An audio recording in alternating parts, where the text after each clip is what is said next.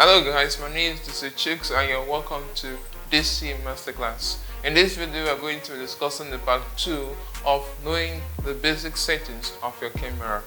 In this video, we are going to be talking about the aperture and the ISO.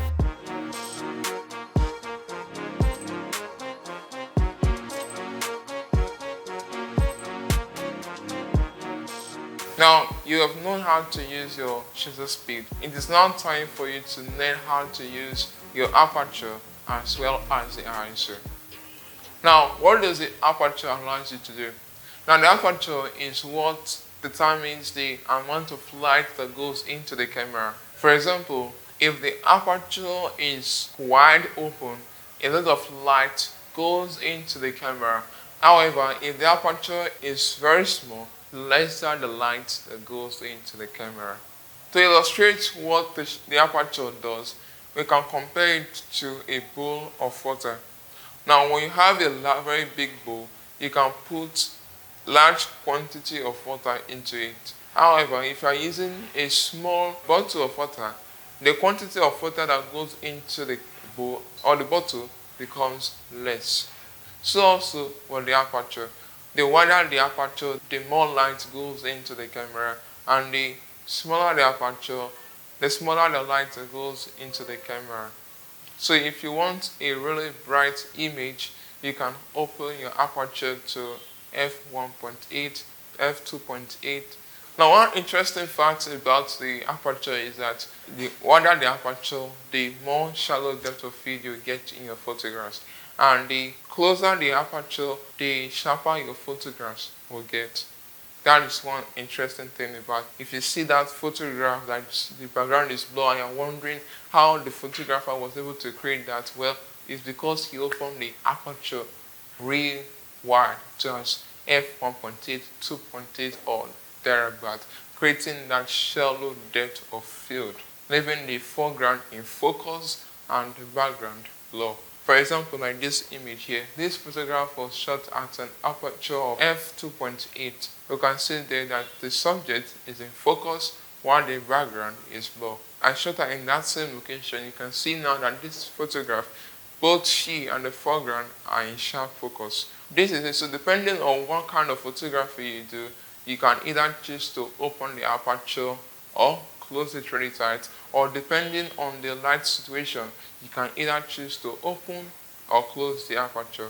If assuming there's no enough light in the environment, probably you are shooting at night, you can open your aperture to as f1.8, f2.8.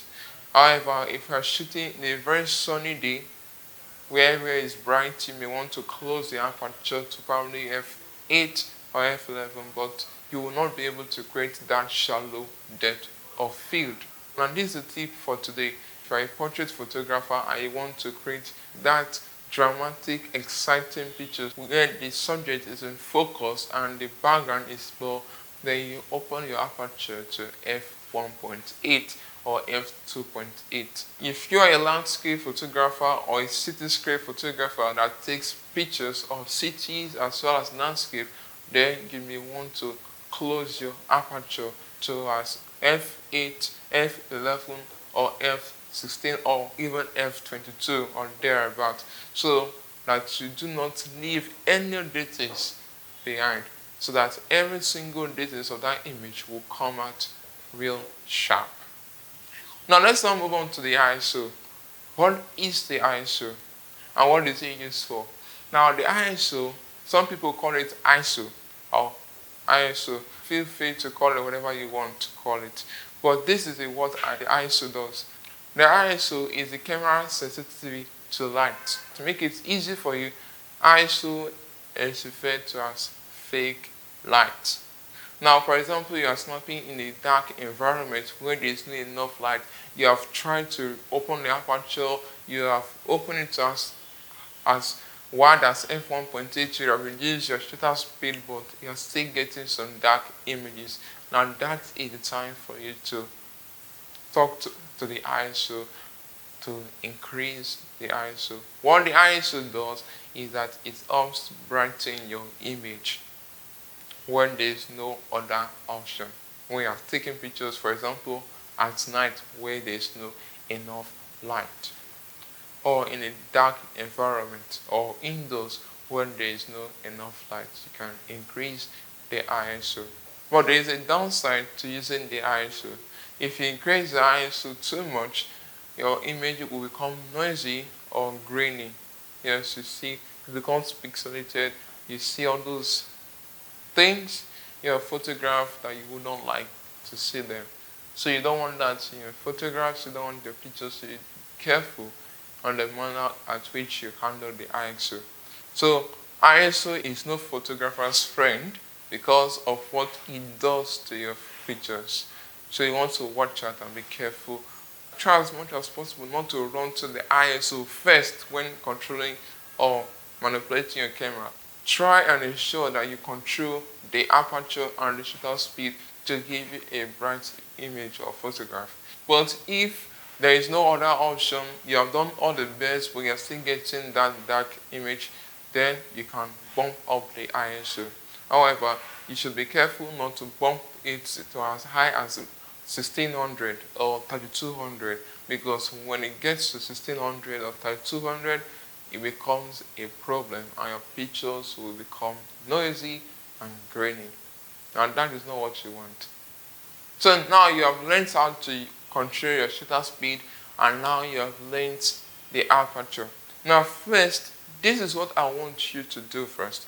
I want you to put the camera mode in aperture priority mode, and then set the aperture to whatever you want. Take that your friend or your sister or your sibling, bring them outdoor, open the aperture to as wide as f1.8 and snap them that image that will give you that blur background or that shallow depth of field. Now after practicing that, and if you also want a sharp image, close the aperture too. So go out there and start practicing. Practice. When you have done that, you can now put your camera settings to a full manual mode. Now this time, try to control the 3 settings of your camera. Now one last tip for you guys is that when you are shooting outdoor, always keep your ISO at 100. Always keep it at 100 when you are shooting outdoors to avoid any sort of noise. Go out there and control these 2 settings, the shutter speed and the ISO, to give you a very good image. So practice. You have gained something from this video and you are ready to go out and practice, and you're sure and you are really excited. Please do well to smash that like button if you gained something from this video, and also hit the subscribe button as well so that you can join this community of students who are learning, and also most importantly, click the notification bell so that you do not miss out in any of our future videos and tutorials. And one last thing, please comment in the comment section below so that tell me what you have learned so far, one thing you have benefited from this video. Comment the videos you want me to discuss about in the future. And if that's it, please, goodbye.